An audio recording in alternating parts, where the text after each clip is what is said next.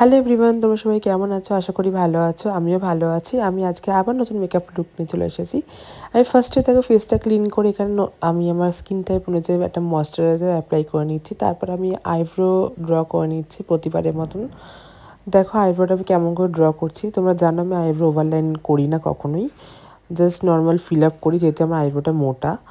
তারপরে আমি এখানে আইব্রোটা শার্প করে নিচ্ছি আর আই বেসটা ক্রিয়েট করে নিচ্ছি একটা লাইট কনসিলারের সাহায্যে। তারপর আমি আই বেসটা ক্রিয়েট করার পর আমি আই বেসটা ভালো করে ব্লেন্ড করে নিচ্ছি এখানে স্মল কনসিলার ব্রাশের সাহায্যে। ভালো করে ব্লেন্ড করছি এখানে, দেখো তোমরা। ভালো করে ব্লেন্ড করার পর আই বেসটা, তারপরে আমি এখানে আই বেসটা সেট করে নিচ্ছি একটা ট্রান্সলুশন পাউডারের সাহায্যে। আই বেসটা যদি ভালো করে সেট না করো তাহলে কিন্তু ক্র্যাক হয়ে যাওয়ার চান্স আছে। তারপরে আমি এখানে ট্রানজেকশন শেড নিয়ে আমি পুরো আইলিডের ওপরে আমি অ্যাপ্লাই করে নিচ্ছি। এখানে পিঙ্ক কালারের একটা লাইট পিঙ্ক কালারের শেড নিয়েছি এখানে আমি একটা। তারপরে আমি এখানে আউটার ভিতে একটা ডার্ক বলবো না, একটু লাইট আর ডার্ক মিক্সড আপ করা আছে এখানে পিঙ্ক কালারটা শেড নিয়েছি, সেটা আমি আউটার ভিতে আমি অ্যাপ্লাই করছি। দেখো কেমন করে আমি অ্যাপ্লাই করছি।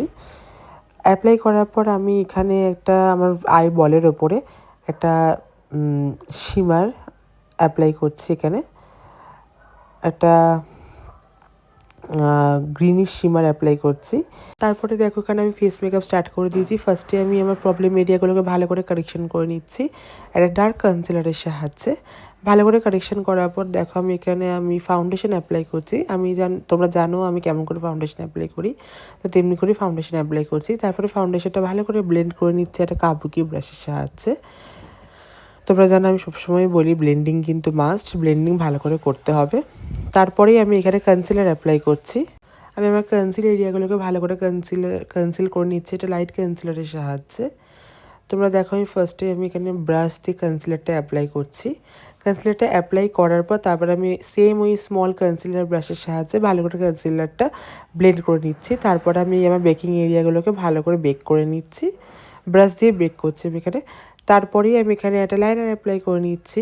দেখো আজকে আমি এখানে ড্রামাটিক লাইনার ক্রিয়েট করেছি। তারপরে দেখো আমি বেকিং এরিয়াগুলো যে এক্সট্রা পাউডারগুলো সেটা আমি একটা ফ্লাফি ব্রাশের সাহায্যে ভালো করে ঝেড়ে নিচ্ছি। তারপরে এখানে মাস্কারা অ্যাপ্লাই করছি।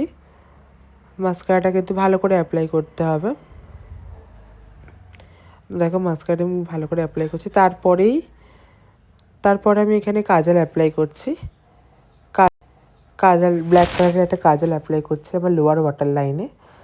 তারপর কাজলটাকে ভালো করে স্মাচ করে নিচ্ছি একটা ডার্ক ব্রাউন কালারের শেডের সাহায্যে। আমি এখানে পেন্সিল ব্রাশ ইউজ করছি স্মাচ করার জন্য। তারপরেই আমি এখানে কন্ট্রোল করে নিচ্ছি পাউডার কন্ট্রোল। তোমরা জানো আমি পাউডার কন্ট্রোলই করি। তারপরেই আমি এখানে ব্লাশার অ্যাপ্লাই করে নিচ্ছি। আজকেও একটা পিচ কালারের শেড অ্যাপ্লাই করেছি আমি ব্লাশারে। তারপরে এখানে হাইলাইটার অ্যাপ্লাই করছি। হাইলাইটারটা ভালো করে অ্যাপ্লাই করার পর আমি এখানে লিপটাকে ভালো করে ড্র করে নিচ্ছি লিপ লাইনারের সাহায্যে।